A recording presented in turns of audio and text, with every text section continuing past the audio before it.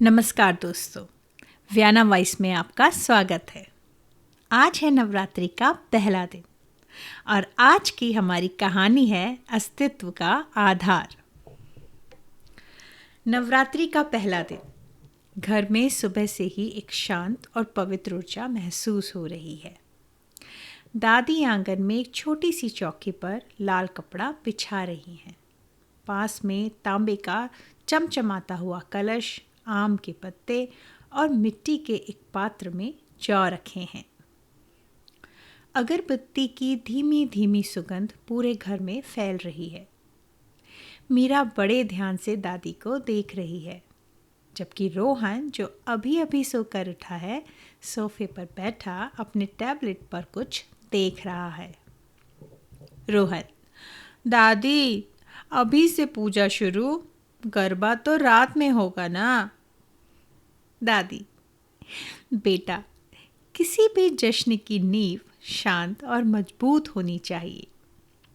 जैसे एक बड़ा पेड़ उगने से पहले बीज के रूप में चुपचाप जमीन के अंदर अपनी जड़ें मजबूत करता है, वैसे ही नवरात्रि की शुरुआत भी शांति और स्थिरता से होती है। मीरा: दादी, ये जौ क्यों बो रहे हैं हम? रोहन: हाँ दादी, इसका कोई लॉजिक है या बस एक परंपरा है? दादी दोनों को अपने पास बिठाती है। इसका बहुत गहरा लॉजिक है और इसकी कहानी आज की देवी से जुड़ी है। आज हम जिनकी पूजा कर रहे हैं वह है माँ शैलपुत्री। दादी कहानी सुनाना शुरू करती हैं। बहुत समय पहले की बात है। प्रजापति दक्ष ने एक बहुत बड़ा यज्ञ करवाया, पर उन्होंने अहंकार में अपने दामाद भगवान शिव और अपनी ही बेटी सती को नहीं बुलाया। सती बिना बुलाए ही अपने पिता के घर चली गई, पर वहाँ उन्होंने देखा कि उनके पति का बहुत अपमान हो रहा है। यह अपमान वह सहन न कर सकी और उन्होंने उसी यज्ञ की अग्नि में खुद को समर्पित कर दिया। जब शिव को यह पता चला तो उनका क्रोध और दुख ब्रह्मांड को हिला गया। उसी सती ने अगले जन्म में पर्वतराज हिमालय के घर जन्म लिया। पहाड़ को शैल भी कहते हैं और पर्वत की बेटी होने के कारण वह कहलाई शैलपुत्री। वह स्थिरता, दृढ़ता और प्रकृति की सबसे शक्तिशाली ऊर्जा का प्रतीक है।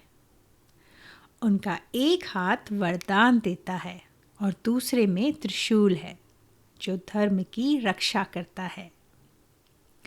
मीरा: वाह, पहाड़ों की राजकुमारी। दादी: हाँ बेटा।